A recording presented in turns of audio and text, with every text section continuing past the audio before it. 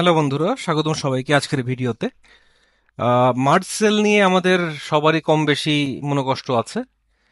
For example, ধরুন এখানে একটা সেলস ডেটা আছে, বিভিন্ন জেলা ভিত্তিক, ডিভিশন ভিত্তিক, কোয়ার্টার ভিত্তিক বিভিন্ন ভাগে এই ডেটাটাকে ভাগ করা আছে। এখন নর্মালি আমরা কি করি, হয়তো আমাদের দেখার সুবিধার জন্য সামটাইমস আমরা 3-4টা সেল একসাথে করে মার্জ করি। হ্যাঁ, মার্জ অ্যান্ড সেন্টার মার্জ করি। কিন্তু মার্জ করতে গেলে কিছু সমস্যা হয়। ধরুন আপনি এটাকে কাট করবেন, সে আপনাকে কাট করতে দিবে না। সো যেহেতু কাট করতে দিবে না, সে আপনাকে মুভও করতে দিবে না। এটা গেল এক ধরনের সমস্যা। আর একটি সমস্যা হচ্ছে, ধরেন আপনি এখান থেকে শুধুমাত্র বরিশালের ডেটাটা দেখতে চান। আপনি যদি এখন ফিল্টার অপারেশনে যান, ফিল্টার করেন, দেখেন সে শুধুমাত্র একটা ডেটাই দেখাচ্ছে। তো এই প্রবলেমটা থেকে আমরা কিভাবে আসলে মুক্তি পেতে পারি? আচ্ছা, প্রথম কথা হচ্ছে, দেখেন আপনারা একমত হতে পারেন কিনা। মার্জের সুবিধা শুধু আমার হচ্ছে জিনিসটাকে একটু সুন্দরভাবে দেখা ছাড়া এর আসলে কোনো কাজ নেই। তো এক্ষেত্রে আমরা যেটা করতে পারি, আমার দেখার সুবিধা সে আমাকে ঠিকই দিবে, কিন্তু সে মার্জ আকারে থাকবে না। ফর এক্সাম্পল, আমি আপাতত এই হরাইজন্টাল যে মার্জ আছে সেইটা নিয়ে আমি আগে কথা বলি। ওটাকে একটু মার্ক করে রাখি, তাহলে আপনি পার্থক্যটা ধরতে পারবেন। আমি এখানে ক্লিক করি, দেখেন এটা মার্জ হয়ে আছে, মার্জ অ্যান্ড সেন্টার, এবং প্রত্যেকটা ডাটাই সেই একইভাবে আছে। এবং একটা পার্থক্য তো আপনি বুঝলেনই। একটা সমস্যা হচ্ছে, আমি এটাকে কাট করে নিতে পারছি না, তার মানে আমি এটাকে মুভও করতে পারবো না। ওকে, তো আমি এটাকে আনমার্জ করি। এখন আপনি যে সেলগুলো জুড়ে আপনার ডেটাটাকে মার্জ আকারে দেখাতে চান, সেই তিনটাকে সিলেক্ট করলাম। আচ্ছা, দেন এই যে হোম ট্যাবের আন্ডারে যে অ্যালাইনমেন্টের পাশে একটা অ্যারো মতো আছে, অ্যালাইনমেন্ট সেটিংস বলে এটাকে। আমি এটাতে ক্লিক করলাম, সেখান থেকে আমি কি চলে গেলাম অ্যালাইনমেন্টে। হরাইজন্টাল যেখানে দেখতে পাচ্ছেন, এর নিচে জেনারেল লেখা আছে, এখান থেকে আমি চলে গেলাম সেন্টার অ্যাক্রস সিলেকশন। এটাতে ক্লিক করলে দেখেন কি হচ্ছে, মার্জ করলে দেখার যে সুবিধা হতো সেই দেখার সুবিধা আপনি ঠিকই পাচ্ছেন, কিন্তু এটা একটা আলাদা আলাদা সেল আকারে আছে। এখন আপনি চাইলে যে কোনো ডেটাটাকে যে কোনো জায়গায় আপনি ইচ্ছা মতো মুভ করতে পারবেন। সো আশা করি হরাইজন্টালি আপনি মার্জের যে দুর্বলতাটা আমাদের থাকে সেটাকে আমরা হয়তো অতিক্রম করতে পারবো।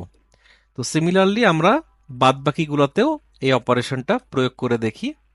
সবগুলোকে আমি আনমার্জ করি, এই তিনটাকে সিলেক্ট করলাম, অ্যালাইনমেন্ট সেটিংয়ে গেলাম, সেন্টার অ্যাক্রস সিলেকশন। আপনি একই বেনিফিটটা এখানে পেয়ে যাচ্ছেন। অনুরূপভাবে বাকিগুলোতেও আমরা একই কাজ করে ফেলি। তাহলে আমরা দেখার যে সুবিধাটা সেটা আমরা ঠিকই পাচ্ছি, এবং মার্জের যে জটিলতাটা সেটা থেকেও আমরা মুক্তি পেয়ে যাচ্ছি। আচ্ছা, এবার আমরা আসি ভার্টিক্যালের ক্ষেত্রে।